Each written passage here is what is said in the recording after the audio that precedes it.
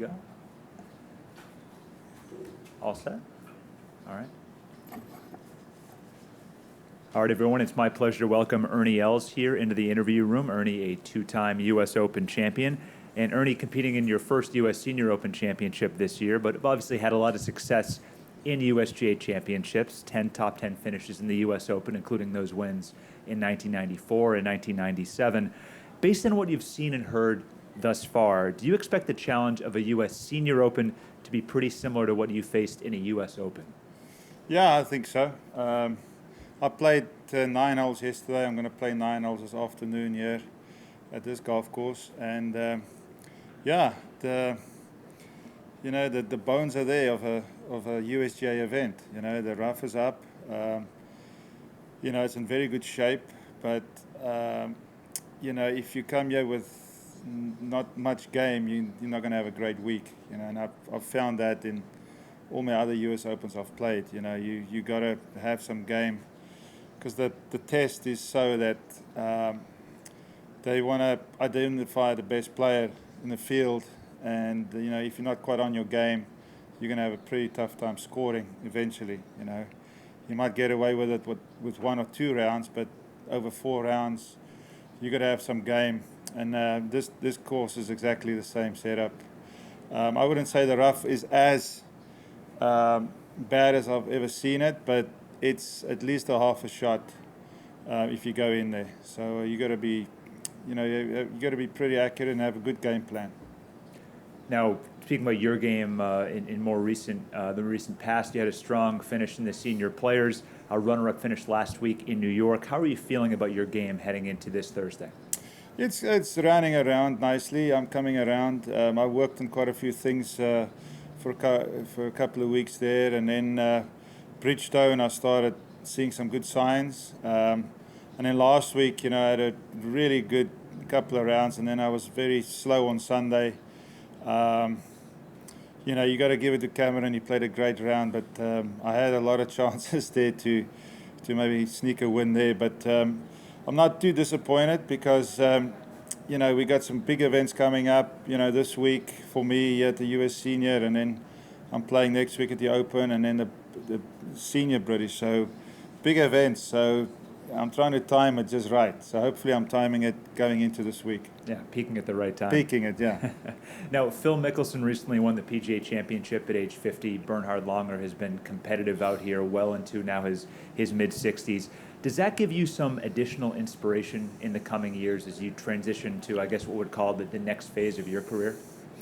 Yeah, I mean, it's just incredible, what Phil's done, to win at the age of 50, 51 almost, a major on the regular tour. I mean, that's incredible, so it just shows you what can be done. I read that, Phil got a lot of inspiration from what he saw Tom Brady do, in the NFL, and that's just phenomenal in itself to have a man of that, obviously that talent, but to play at 43 in the NFL is, it's for me hard to even think about it, But these guys are doing it, and they're really paving the way for other guys to follow suit. It depends on how you look after yourself, how you approach the game mentally. But if you're physically there, you got to just get yourself in a really good mental frame. Bernhard, as you say, has shown it. Also, he's 63 years of age. He's third on the money list. He's struggling a little bit with a knee injury a little bit, but he's won in every single year for 14 years out here. So those 3 guys have really shown a lot of the guys the way forward, I think. Great. Well, let's open up some questions when we start right over here. Ernie Els, World Herald. You used to be able to prepare for 4 majors a year. The seniors have 5, and you're still playing some on the regular tour. How do you have to now prepare for all these major tests?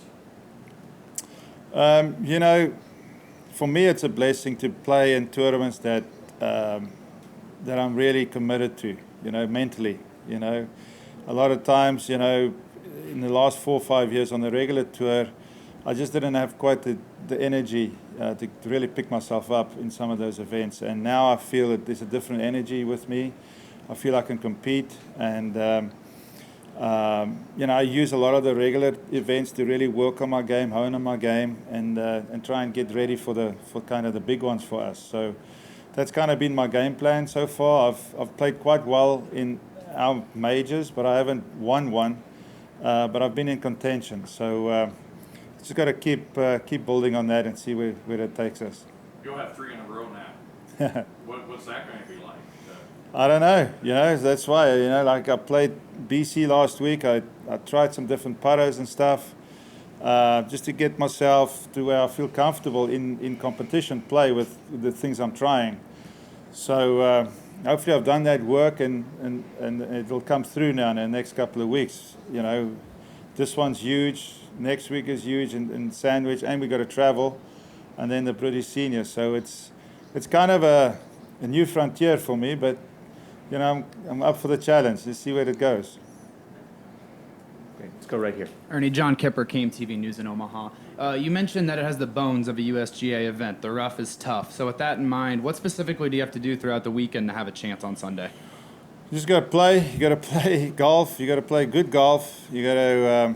You're not going to hit every shot perfect, but you want to stay away from big mistakes. And just keep grinding. Who knows what the scoring is going to be like this week? The greens are holding and so forth. So people that are on their games can shoot a good round, but to do it for 4 days is going to be the challenge, I think. So it's just staying in the game. Whether you have a tough start on the first day, just not play yourself out of it, and just kind of try and be within reach if you don't quite have it going your way. But it's a marathon this week. Every US Open I've ever played, you don't win it on the first day, but you don't want to lose it on the first day either. You just want to kind of stay in there. Great. I have a couple of questions here from Cisco WebEx. The first one, when discussing the distance debate this past year, you've said, if anything, the game needs it's a more of a premium on accuracy. And that's a big part of what US Open championships and USGA setups demand from the players.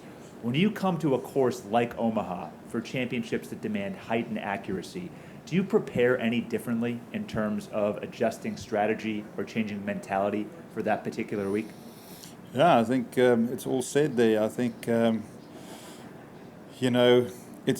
it's great to have distance and accuracy, but the more distance you get, the less accurate you're going to become. It's just that's just kind of part of the game. If you can figure that one out, you're going to win a lot of tournaments if you're the longest and straightest out here. But I think you got to go accordingly. There are some holes here that you need that length.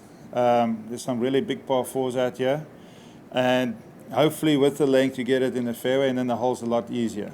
If you sacrifice the distance and for accuracy on some of these long holes, then you're going to come in with very long second shots. So you got to adjust accordingly to your strategy, and that's why it's a US Open USGA golf course. It's a par 70.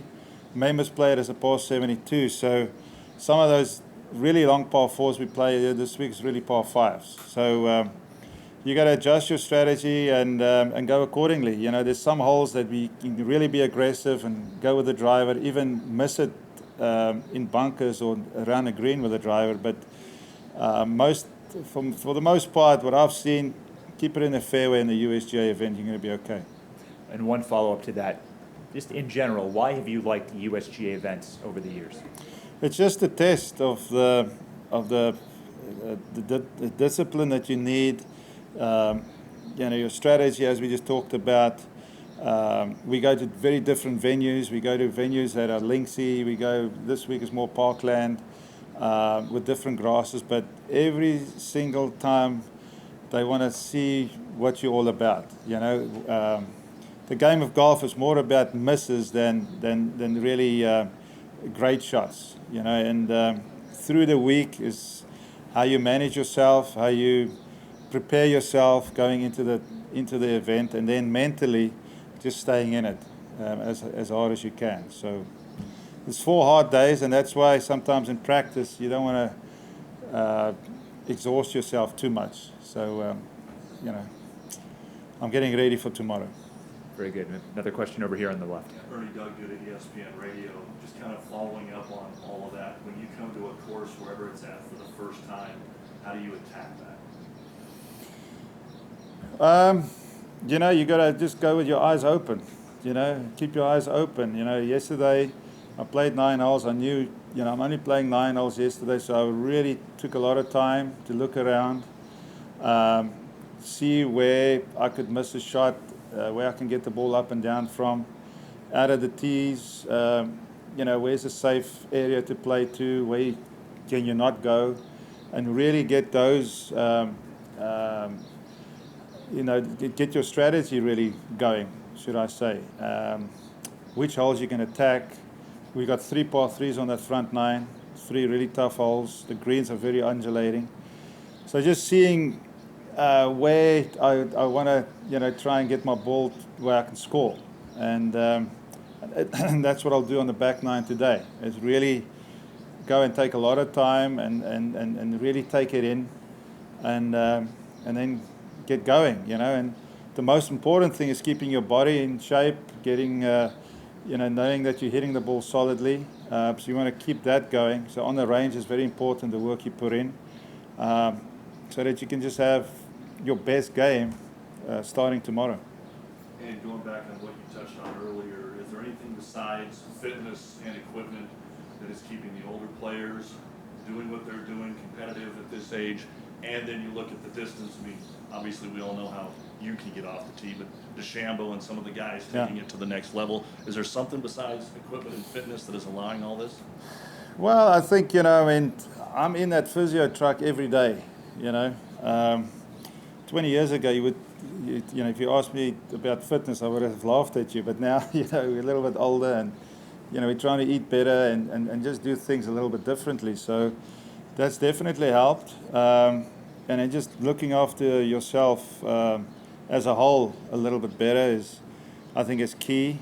Because if you can turn, you know, you can make a full turn both ways, backswing and follow through, you know, you can get the ball out there with our equipment, as you say. I mean, I'm averaging over 296 this year on the Champions Tour, and that is 2 yards longer than I was in my prime back when I was in my 30s.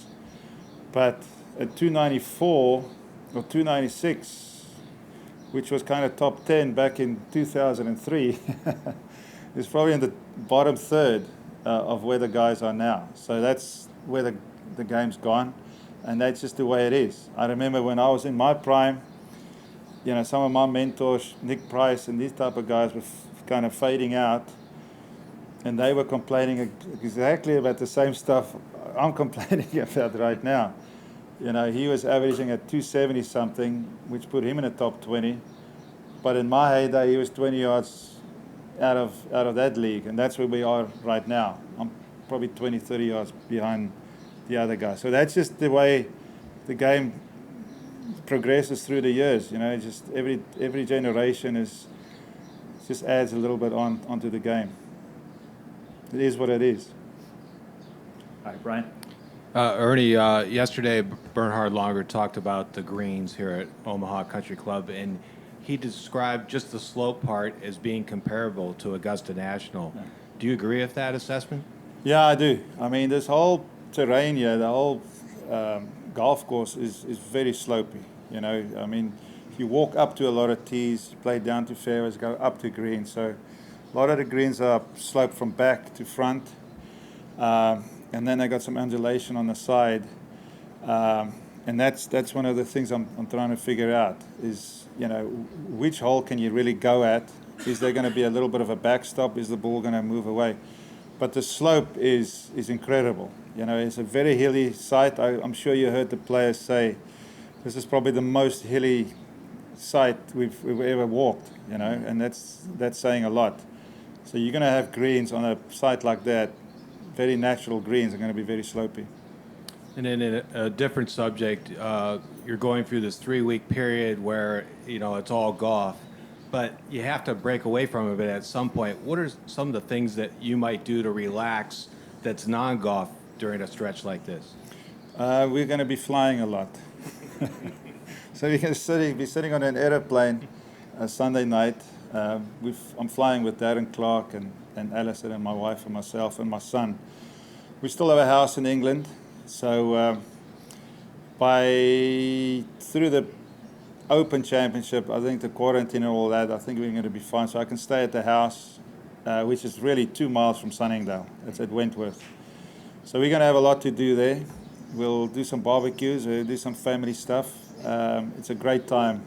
The summer is a great time in England, so really looking forward to that. It's going to feel like, the golf is quite serious, but it's going to feel like really a family holiday in many ways. Great. Any other questions for Ernie? We good? All right. Ernie, Thank thanks you. very much. Have a great week. Thanks, guys.